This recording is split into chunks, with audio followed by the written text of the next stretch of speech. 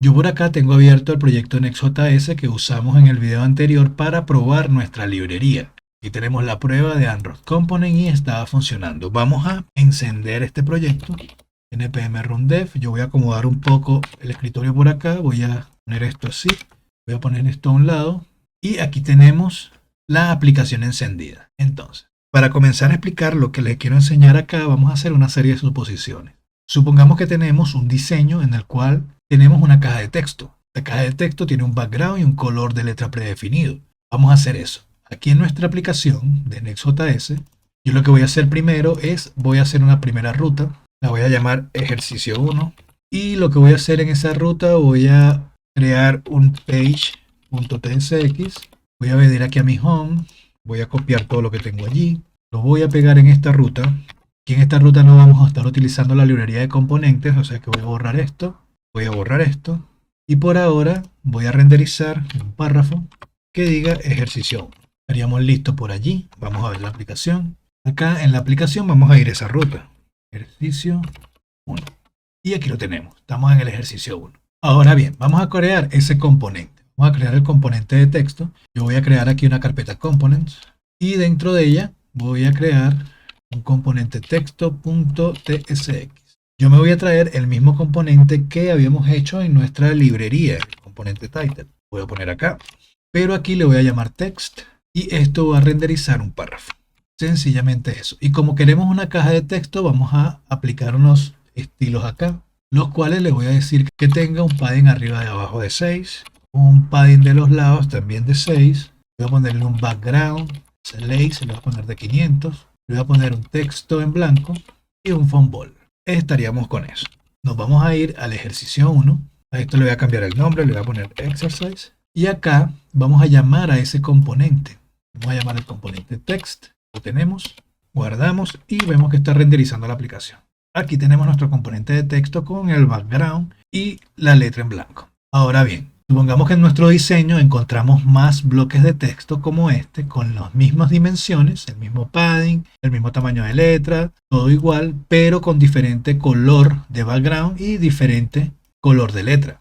Entonces, ¿cómo atacaríamos esto para solventarlo? Voy a cerrar por acá. Lo primero que podríamos pensar es pasarle una clase a este componente con el color del background y el color de letra que nosotros necesitamos. Pero ahora mismo no podemos pasar atributos ya que nuestro componente no soporta ningún atributo. Vamos a hacer eso de primero. Vamos a darle el soporte al componente para que acepte los atributos de un párrafo. Vámonos al componente texto. Voy a cerrar este que está por aquí, que es el app, y nos quedamos acá. Entonces, para darle el soporte, simplemente acá, en el tipado, vamos a llamar a HTML attributes. Y dentro de HTML attribute tenemos que colocar HTML paragraph. Solamente con esto ya nosotros podríamos aquí llamar a los procs restantes que tiene ese párrafo, y acá en nuestro párrafo que estamos renderizando aquí le vamos a decir que se traiga todos los props y allí lo tendríamos. Entonces vamos a la página ahora y si vamos al componente de texto y por ejemplo ponemos classname, ya tenemos el class. Si queremos un ID ya podemos ponerle un ID, y si por ejemplo nosotros sacamos acá, vamos a ver que tenemos todos los atributos de un elemento párrafo. Entonces estaríamos listos. Entonces dijimos que para cambiarle el color lo que necesitaríamos es pasarle una clase con el color que queremos. Vamos a hacerlo. Vamos a ponerle classname background. Se lo vamos a poner en amarillo. Ponerle este amarillo que está acá en 400. Y vamos a ponerle un texto en negro. Estaríamos listos. Guardamos. Y fíjense lo que nos pasa. El primer problema que vamos a tener es que estamos sobreescribiendo las clases que tenemos por default para el componente. Vamos a verlo aquí. Vamos a revisar la consola. Si inspeccionamos, vamos a ver que ya no tenemos estas clases. No tenemos el padding arriba y abajo en 6, el padding de los lados en 6 y no tenemos el font bold. ¿Por qué? Porque reescribió todas las clases que tenía el componente. Entonces, ¿cómo vamos a arreglar esto? Para arreglarlo, nosotros lo que podemos hacer aquí es, vamos a destructurar classname y acá yo voy a copiar todo esto y aquí adentro de classname vamos a interpolar. Vamos a poner esto así y decimos que reciba lo que venga en clase. Vamos a ver qué pasa ahora. Y fíjense lo que está pasando. Tenemos el cuadro en amarillo. Ahora sí agarro la clase amarilla, pero las letras están en blanco. No están en negro como se lo pusimos por acá. Fíjense, aquí le estamos pasando background amarillo y el texto en blanco. Fíjense lo que está pasando acá. Si vamos a ver, tenemos, ya no nos está sobreescribiendo las clases. Tenemos todavía el padding, pero tenemos ahora un background slate en 500 y también tenemos el background yellow 400.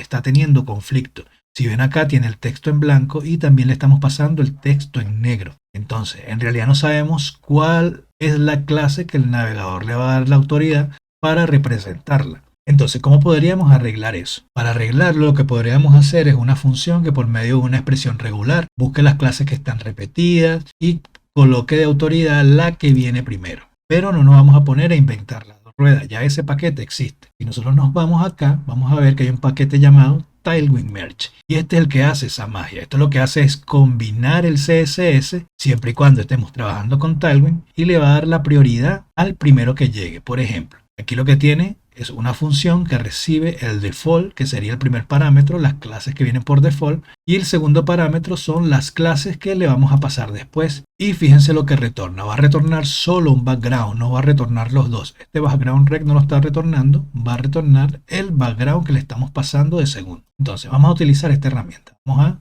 copiar acá, voy a abrir esto completo, vamos a abrir la consola, voy a abrir una segunda consola acá, pegamos allí y ya lo tenemos instalado. Entonces, vámonos nuevamente acá, vamos a ver cómo se utiliza. Simplemente nos dice que importemos aquí, vamos a importarlo y vemos que esto es una función que recibe dos parámetros como les dije. El primero es la clase que viene por default y el segundo la clase que estamos sobreescribiendo. Entonces lo que vamos a hacer, yo voy a cortar esto de aquí, voy a borrar este class name, voy a borrar todo esto y acá vamos a llamar a Tailwind Merge.